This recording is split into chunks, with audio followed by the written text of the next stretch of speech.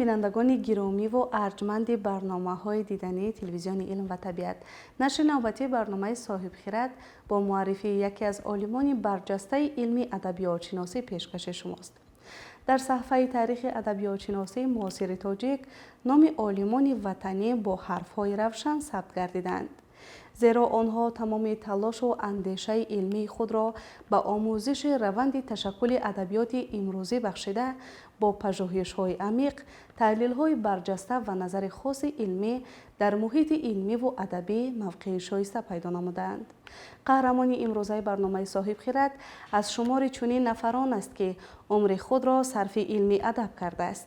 در ادامه با ما بمانید و با این بانوی علم و آموزگار صاحب تجربه آشنا بگردید.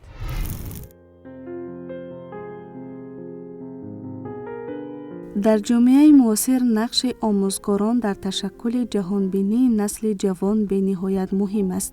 محض آنها با دانش و تجربه و مسئولیت بلند نه تنها علم می‌آموزانند، بلکه حس وطندوستی، خودشناسی و فرهنگ ملی را نیز در قلب شاگردان پرورش می‌دهند.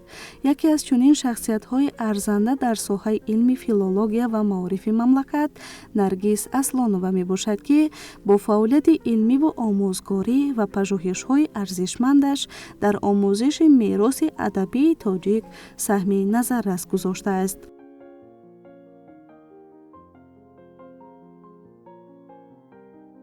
نرگس اصلانووا 15 دکبر سال 1969 در عائله زیایی به دنیا آمده است. پدرش نعیم جان نظیری شاعر و مادرش رعنای سفرزاد آموزگار بوده، محیط معنوی و فرهنگی عائله در تشکل جهانبینی و شوق و رغبت او به ادبیات نقش مهم گذاشتند. پس از ختم مؤسسه تحصیلات همگانی رقم 36 شهر استرافشنی ولایت سوخت، به دانشگاه دولتی خوجند به نام اکادمیک باباجان غفورов داخل شده در فاکولته فیلولوژی تاجیک تحصیل نمود و آن را با موفقیت ختم کرد. فعالیت مهنتی خود را به حیث آموزگار زبان و ادبیات تاجیک آغاز نموده است. من در خاندان چشم به عالم هستی گشوده به وایه رسیدم که خاندان زیایی، در خاندان شاعر نعیم جان نظیری و مادر رعنای سفرزاد آموزگار بودند. ادبیات را در دل من اگر پدر ترغیب و تشویق کرده باشد، کسب آموزگاری را از مادرم به میراث گرفتم. وقتی که خرد بودم، پدر یک کتابخانه بزرگی دارند که عنقریب 10,000 کتاب را در بر میگیرد. ما کودکان در داخل کتاب به وایه رسیدیم و از خردی بازیچه همان کتاب گشت و پدر هر کجایی که سفر میکردند دائما برای ما تحفه کتاب می آوردند. همیشه ما را تلقین می نمودند که ما زیاد کتاب خوانیم، از زبان و ادبیات آگاه باشیم، زیرا این زبان شیوای ناب تاجیکی زبان مادری ماست. یاد دارم مادرم همیشه دفتری خوانندگانشان را می آوردند و تا صبح صادق بعضاً تفتیش دفتر می نمودند و من همراه خواهرم نگاره آن را می دیدیم و در دلمون یک شوق و ذوق آموزگار بودن پیدا شد. واقعا درست است که میگویند آموزگاری کسب پرشرف است، گرچند که اینقدر سنگین است لیکن بسیار کسب پرشرف است. از همین خاطر هم پیشوای معظم کشور در برآمدشان قید کرده بودند که از همه سمت‌های فعالیتم معارف را در جای اول می‌گذارم. آره درست است، محض آموزگار است که چهره می‌سازد. محض آموزگار است می‌تواند یک شاگرد را به قله‌های بلند برده باشد. من مکتب میانه را ختم کردم و به دانشگاه دولتی خوجند به نام اکادمیک باباجان غفورов فاکولته فیلولوژی تاجیک رشته سخنشناسی داخل شدم و در 5 سال تحصیل آنجا بسیار استادان دانشمند از قبیل عبدالمنان نصرالدینov از فن ادبیات کلاسیکی درس میگفتند و همچنین از زبان تاجیکی پروفسور فرهاد ذکریوف بودند، با من درس میگفتند. اصلا معلمه رو من طول سالهای زیاد میشناسم و بسیار یک معلمای حلیم و مهربان هم هستند. راستی وقتی که در اودیتوریا هنگامی که به درس معلمه می دروید، از همین گفتار بسیار زیبای معلمه، از همین شیرین سخنی معلمه راستی گپ حیران هم میشویم. بسیار درس خوب میتین، همچون زن دانشمند، همچون زن بسیار خاکسار حرمت و عزت هم میکنیم، چرا که بینید هر نفر با این زیبایی شیوه سخن کردن نمیتواند و من از معلمان نیز چندین همین گفتارهای زیبا، سخنان شیرین رو یادم گرفتم. наргиз аслонова аз моҳи сентябри соли 2001 фаъолияти омӯзгории худро пас аз муассисаи таҳсилоти ҳамагонӣ дар донишгоҳи давлатии молия ва иқтисоди тоҷикистон ба сифати муаллими калони кафедраи забонҳо идома дода, то имрӯз ӯ дар ин муассисаи бонуфузи илмӣ фаъолият бурда, дар тайёр кардани мутахассисони соҳибкасб саҳми назаррас мегузорад. ӯ ҳамчун дар вазифаи мудири кафедраи забонҳои донишгоҳ фаъолият намуда, дар рушди корҳои илмӣ, методӣ ва тарбиявӣ саҳми арзанда гузоштааст. дар тӯли зиёда аз 30 соли фаъолияти омӯзгорӣ ӯ на танҳо донишҳои назариявиро ба шогирдон омӯзонидааст, балки онҳоро дар рӯҳияи худшиносии миллӣ, ватандӯстӣ ва эҳтиром ба арзишҳои фарҳангӣ тарбия намудааст.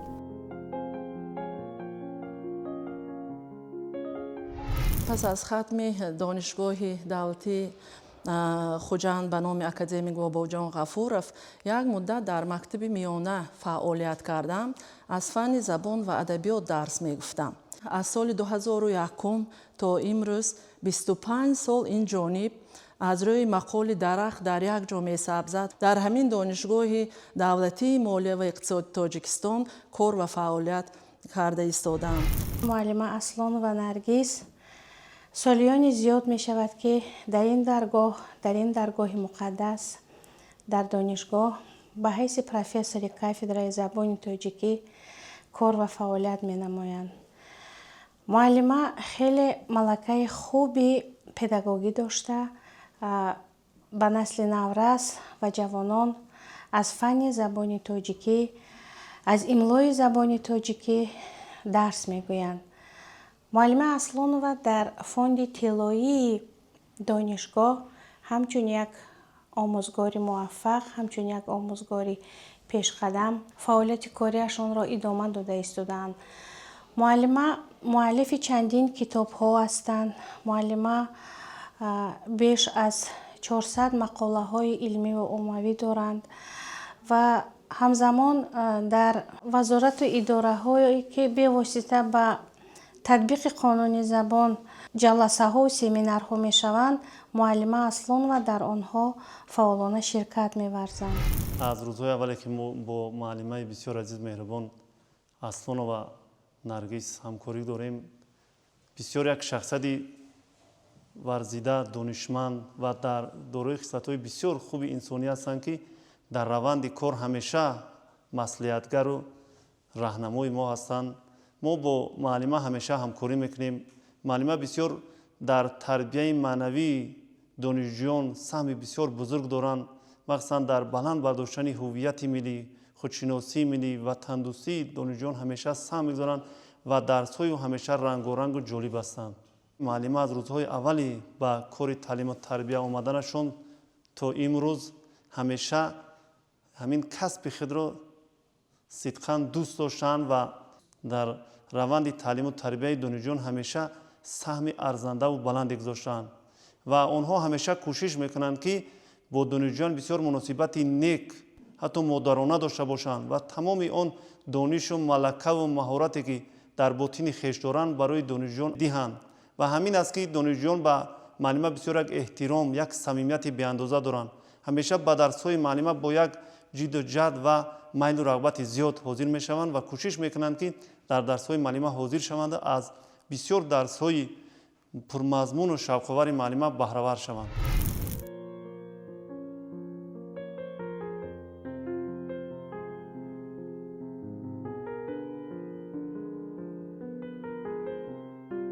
фаъолияти илмии Наргиз Аслонова бо дастовардҳои назаррас тавъам аст. моҳи апрели соли 2004 рисолаи номзадиашро дар мавзӯи симои Садриддин Айнӣ дар насри муосири тоҷик ҳимоя намуд ва соҳиби дараҷаи илмии номзади илмҳои филологӣ гардид. моҳи сентябри соли 2011 бошад рисолаи докториашро дар мавзӯи андешаҳои адабӣ эстетикии Садриддин Айнӣ ҳимоя карда ба дараҷаи доктори илмҳои филологӣ мушарраф гардид. соли 2001 вақте ки дар собиқ донишкадаи андоз ва ҳуқуқ ба кор омдам дар кафедраи забонҳо, онҷо аз фанни забони тоҷикӣ дарс мегуфтем. яъне пас аз 1 сол ҳуҷҷатҳоямро ба омода кардам ва ба институти забон ва адабиёти ба номи рӯдакии Академияи Миллии илмҳои ҷумҳурӣ супоридам ва онҷо ҳамчун аспиранти ғоибхон таҳсили илм кардам ва баъдтар моҳи апрели соли 2004 бо номи Симои Айнӣ дар насри муосири тоҷик сарбаландона рисолаамро дифоъ намудам. бояд гуфт ки аъзои шӯро ки бисёр инсонҳои донишманд буданд, пас аз ҳимояи рисола баҳои баланд доданд ба рисола, ба монанди академик устод Муҳаммадҷон Шакурии Бухороӣ, Камолиддин Айнӣ, онҷо буданд Хуршеда Отахонова, Фарҳод Зикриёев, устод Худойназар Асозода, Худои Шариф, чанд нафари дигар буданд ки пас аз ҳимоя онҳо бо як овоз қабул карданд ва ҳамчунин баъд аз ҳимоя баромада арзи сипос карданд ва боз чанд суханҳои ҷолибе гуфтанд ки ҳоло дар бойгонии камина он маҳфуз аст. хеле аз он хурсанд ва сарбаланд ҳастанд. аз рӯзҳои аввале ки ман бо муаллима як ҷо кор мекунем, ман ҳамеша мушоҳида мекунам ки муаллима барои баланд бардоштани савияи дониши худ, барои такмили донишу маҳорати худ ҳамеша ҷаҳду талош мекунанд. аз ҳамон зинаҳои поёнӣ то имрӯз, то ба мартабаи профессори кафедраи забони тоҷикии ҳамин донишгоҳ расидаанд ва ҳама ҳамин марҳилаҳо ва ё бо як такоппу, бо як ҷаҳду талош ба ҳамин зинаҳои баланд расидаанд ва то имрӯз низ аз ҷаҳду талош ва ҳамон кӯшишу ғайрати худ даст накашидаанд. ҳамеша кӯшиш мекунанд ки дар илм як навоварӣ дошта бошанд, ҳамеша дар роҳи тарғиби адабиёт, дар роҳи таҳқиқу таҳлилу баррасии адабиёти махсусан муосири тоҷик бисёр як саҳми арзанда мегузоранд ва барои таълифи бисёр дастурамал, китобҳои дарсӣ ва бисёр монографиё саҳми бисёр арзанда доранд ва ҳамавақт то имрӯз барои таълифу ба чоп расондани ҳамин гуна рисолаву китобҳои дарсӣ ҳамеша саҳми арзанда мегузоранд. фаъолияти илмии Наргиз Аслонова ба омӯзиши осори Садриддин Айнӣ бахшида шуда, дар ин самт чандин асару таҳқиқоти арзишманд ба таб расонидааст. китобҳои шахсияти Садриддин Айнӣ, Симои Садриддин Айнӣ дар насри муосири тоҷик, Садриддин Айнӣ бузурге аз дунёи форсизабон, андешаҳои адабии эстетикии Садриддин Айнӣ, афкори адабиву эстетикии Садриддин Айнӣ ва ташаккули анвои насрӣ дар эҷодиёти ӯ аз ҷумлаи корҳои муҳими илмии Наргиз Аслонова ба шумор мераванд. пас аз ҳимояи номзадиам устод Камол Айниро яке дидам. он кас гуфтанд духтарам Наргизхон, дар ёдам ҳаст ки ман дар ҳимояи номзадии шумо дар институти забон ва адабиёт иштирок карда будам дар мавзӯи Симои Айнӣ дар насри муосири тоҷик. ман шуморо вазифадор месозам. дар ҳайрат мондам ки устод чӣ мегуфта бошанд. он кас гуфтанд ки синну соли ман ба ҷое расидааст. бисёр мехостам ки ҳамин касе ки шоирон, олимон, нависандагон, шогирдон берун аз кишвар ҳатто хориҷиён ки дар васфи устод Айнӣ чизе гуфтааст, шеъре, шояд достоне гуфтааст ё ин ки гуфтори ҳамонҳоро бисёр мехостам ки шумо ҳамонро ҷамъ кунед. راستی گپ یک لحظه در حیرت موندم، برای اینکه میدونستم که این خیلی کاری سنگین است. این کاری سهل و اندک نیست که از سال عین جمع کردن اون گفتار و شعر و در وصف استاد عینی گفته شده است. در حیرت موندم. من گفتم استاد من کوشش میکنم و بسیار در حالت موندم که از عهده همین کار میبرآمده باشم و یا نه. و خانه آمدم، به پدر زنگ زدم گفتم پدری عزیز، همین روز استاد کمال الدین عینی رو دیدم. اون کس مرا وظیفه دار کردند که تمام گفتار و شعرهایی که در وصف صدرالدین عینی باید جمع کنم. من گفتم من در حیرت موندم، از عهده این میبرآمده باشم پدری عزیز. گفتن که شیردل شو، تو این رو به عهدت گیر، حتما تو در پایتخت زندگی میکنی.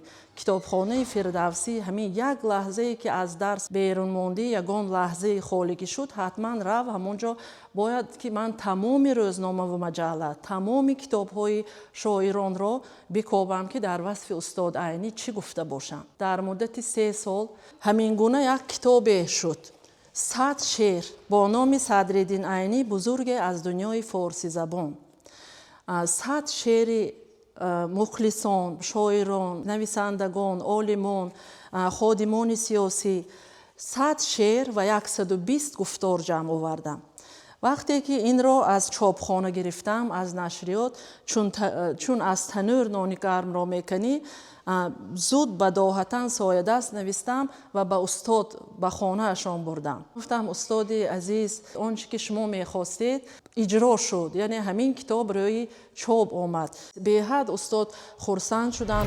معلم در آثار علمی خش که بیشک به سمت یکی از قهرمانان ملت تاجیک ما صدرالدین عینی هست، در این قسمت کارهای علمی تحقیقاتی بردن و موادهای خوبی رو روی کار آوردن و هر نفری که از مواد و از همین آثار علمی که معلم‌ها ایجاد کردن میخونن، بهره خوبی هم میبرن.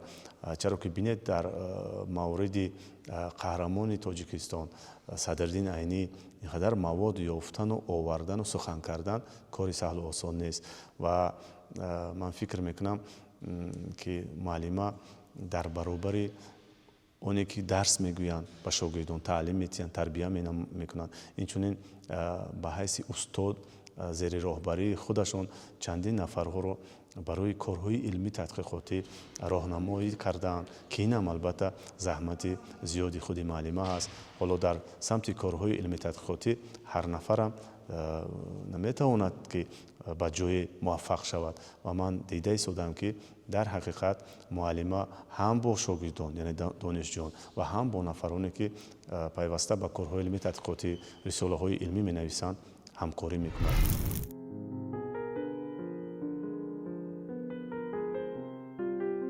در برابر این نرگس اصلانова مؤلف دستور تعلیمی زبان تاجیکی برای دانشجویان زینه بکالور اینچنین مجموعه‌های گنجیرنج و آفتاب بغروب می باشد. مقاله‌های علمی او پیوسته در مجله‌های علمی تقریض شونده جمهوری تاجیکستان و فدراسیای روسیه به نشر می رسند. او همچنین به چندین رساله‌های علمی تقریض نوشته در روند تیار نمودن محققان جوان سهم می گذارد.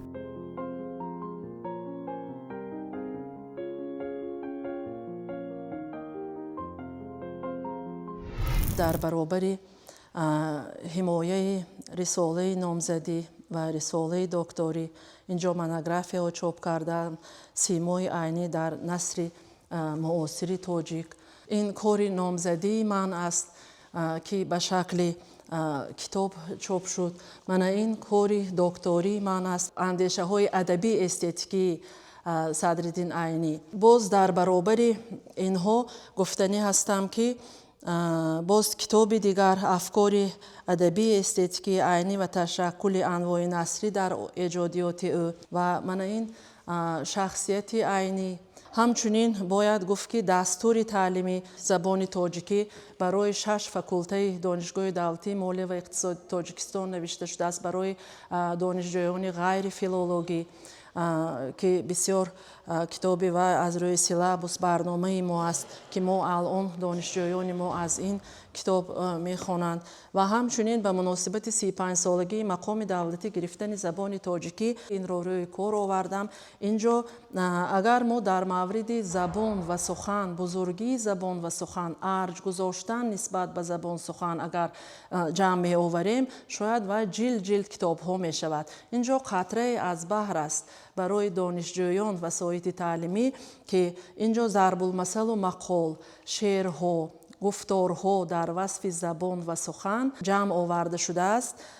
باز اینجا ما داریم وسایط تعلیمی، مجموعه دیکتن، نقل خطی برای محض همین دانشجویان دانشگاه دولتی مالیه و اقتصاد تاجیکستان که موضوع وابسته به اختصاص اینها هست. اختصاص گمرک، مالیه، انداز، سوغورتا، کار رکلام، بانک و بانکداری، آمار. به همین خاطر من همین گونه دستور تعلیمی و وسایط‌های تعلیمی، مونوگرافیا‌ها روی چاپ آمدند. معلمه اصلان و نرگس از دوران دانشجویی با ما درس میگفتند. به حد معلمه سختگیر و سرطلب بودند و همین سختگیری و سرطلبی ها بودند که امروز ما شاگردان به درجه های معین علمی و تعلیمی رسیدیم و سهم خود را در پیشبرد کارهای علمی تحقیقاتی و تیار نمودن متخصصان یک زینه هم باشد رسانیده ایستاده‌ایم. معلمه اصلانова در دوران دانشجویی سالهای 2010-2011 با ما از فن زبان تاجیکی درس میگفتند و به واسطه ویژگی‌های زبان تاجیکی را با ما می‌آموزانیدند و در رفت تحصیل و علم آموختن از فن زبان تاجیکی به حد نازکی‌های همین فن رو با ما گفته گذاشتند. در برابر فعالیت علمی آموزگاری نرگس اصلانова در کارهای جمعیتی نیز فعال است. او از سال 2010 عضو اتفاق ژورنالیستان تاجیکستان بوده، مقاله‌های پوبلیسیستی و ادبیش در روزنامه و مجله‌های جمهوریوی منتظم نشر می‌شوند. مهنت صادقانه و خدمت‌های شایسته او از جانب حکومت مملکت قدردانی گردیدند. او با نشان اعلاچه معارف و علم جمهوری تاجیکستان و نشان اعلاچه مطبوعات تاجیکستان قدردانی شده است. سال 2023 با فرمان پرزیدنت جمهوری تاجیکستان پیشوای ملت محترم امام علی رحمان با مدال خدمت شایسته مکافاتانیده شد. دستاوردهای من مونوگرافیا‌ها، رساله‌ها، کتاب‌های درسی، دستورهای تعلیمی، وسایط تعلیمی و زیاده از 100 مقاله‌های علمی، ادبی، پوبلیسیستی به شمار می‌روند. مقاله‌های ادبی، پوبلیسیستی در روزنامه و مجله‌های ولایتی و جمهوریوی روی چاپ آمدند. در کنفرانس‌های جمهوریوی شرکت می‌ورزیم، اونجا برآمدها می‌کنیم. همچنین هر سال ما کنفرانس‌ها داریم، سیمپوزیوم‌ها داریم. در آنها درباره این یا آن موضوع‌ها عاید ادبیات به خصوص معاصر برآمدها می‌کنیم. فعالیت آموزگاری مرا به نوبت گرفته وزارت معارف و علم جمهوری سال 2004 مرا با نشان صاحبی اعلاچه معارف و علم جمهوری تاجیکستان شرفیاب گردانیدند. بسیار خرسند و خوشنود سربلند افتخارمندم که محض از دست اساسگزار صلح و وحدت ملی، پیشوای معظم کشور، پرزیدنت محبوب و محترم امام علی رحمان مدال خدمت شایسته را گرفتم. از این خیلی خوشنود و سربلندم. این سال 2023 بود. معلمه در طول فعالیت کاری خویش به بسیار دستاوردها نائل گشتند. یعنی معلمه پروفسور هستند، پروفسوری کافدرای زبان تاجیکی می باشند و همزمان معلمه کتاب درسی، مونوگرافیا‌ها، کتاب‌های وسایط تعلیمی و چندین مقاله و دستورهای دیگر به تب رسانیدند. شخصی دوراندیش هستند و در هر حالتی که به معلمه اگر مراجعت کنند معلمه مصلحت و مشورت های خودشون رو دریغ نمی‌دارند. با مشورت و مصلحت های معلمه آموزگاران یا متخصصان جوان فعالیت کاری خود را دوام می‌دهند.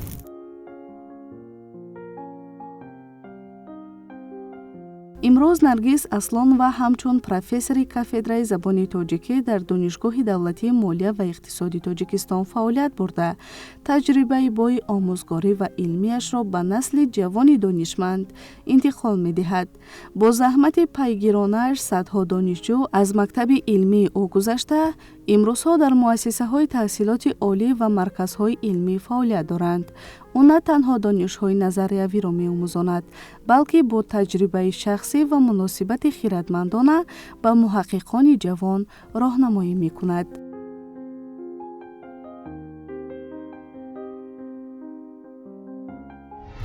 ман шогирдони худро ба як боғе ташбеҳ медиҳам ва омӯзгорро ба боғбон ва фикр мекунам ки агар ҳамин боғбон каме беэътиноӣ кард нисбати боғаш, он боғ талаф меёбад.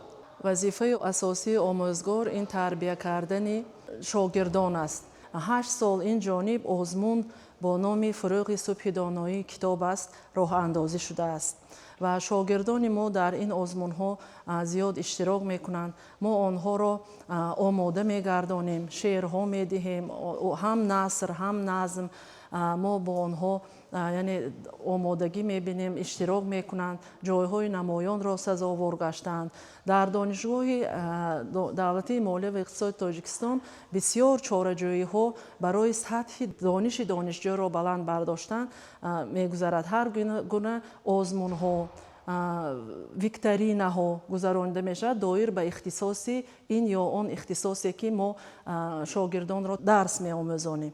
ба ҳамин хотир ҳамаи ин чӣ бояд ки дар ихтисоси худаш, нисбати ихтисоси худаш як саводи комил дошта бошад, як саводи хубе дошта бошад. ва ҳамеша ман талқин менамоям ки ҳозир шумо ки ҷавон ҳастед, бояд зиёд хонед, зиёд донед, аз худ кунед. дар вақти ҷавонӣ он чизе ки мехонӣ аз бар менамоӣ, мисли оне ки дар рӯи санг нақш мекунӣ. ҳар чизе ки дар ҷавонӣ омӯхтӣ, фикр мекунам мин баъд ҳам он барои ту муҳим ва зарур мешавад. маълима бисёр ба касби худ содиқ ҳастанд. бисёр ба ҳамун касби худ як эҳтироми беандоза доранд. вақте ки ҳар як шахс касби худро дӯст медорад, эҳтиром мекунад, бевосита дар ҳамон касби худ муваффақ мешавад. ва ман ҳис мекунам ки маълима дар ҳамин касби худ муваффақ ҳастанд ва бо шогирдон бо як самимияту эҳтироме ки муносибат мекунанд, ҳамин диққати хонандагонро бештар ба ӯ ҷалб мекунад ва дарсҳои ӯ пур аз пеш аз ҳама шоҳбайтҳои машҳуре ки дар дарс истифода мебаранд, аз ҳамон бисёр порчаҳои пурмазмуне ки аз адабиёти бисёр ғании гузаштаи имрӯза истифода мебаранд, пеш аз ҳама диққати хонандагонро ба худ ҷалб мекунанд. ҳамин ҷиҳатҳои тафовутҳои чашмрасе ки дар дарси маълима мо ба мушоҳида мегирем, ӯро бештар дар байни шогирдон маҳбубу шарафёб кардаанд.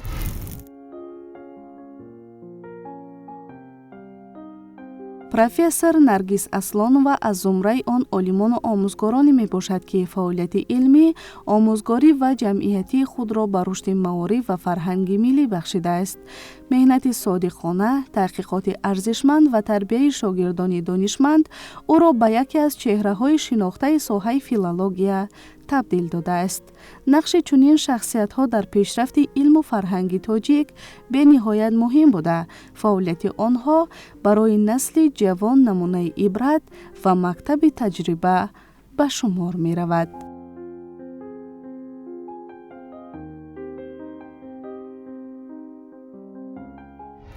профессор Наргиз Аслонова бо мактаби илмиву методии худ саҳфаи равшане дар таърихи маорифи тоҷик боз намуд. ӯ аз зумраи он шахсиятҳоест ки бо илму инсоният, бо меҳр ва масъулият тавонист нури маърифатро дар дилҳои шогирдон фурӯзон созад ва дар ҷомеа ҳисси арҷ ба омӯзгорро боз ҳам мустаҳкам намояд. бинандагони гиромиву арҷманд, инҷо расидем ба интиҳои барномаи имрӯзаи соҳибхират ки аз фаъолияти илмӣ ва рӯзгори омӯзгори соҳибхиради соҳаи адабиётшиносии тоҷик профессор Наргиз Аслонова қисса мекард. то нашрҳои дигар солимии комил ба шумо таманно дорем.